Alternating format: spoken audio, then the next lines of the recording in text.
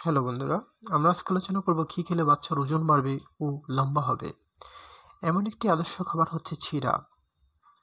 ১ নম্বর, চিড়া প্রাকৃতিকভাবে পুষ্টি সমৃদ্ধ।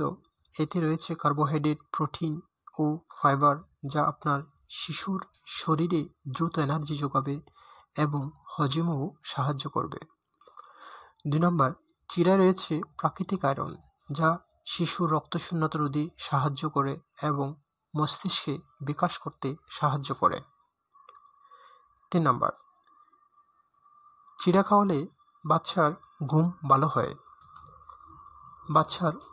৪ নম্বর, বাচ্চার ওজন বৃদ্ধি পাবে।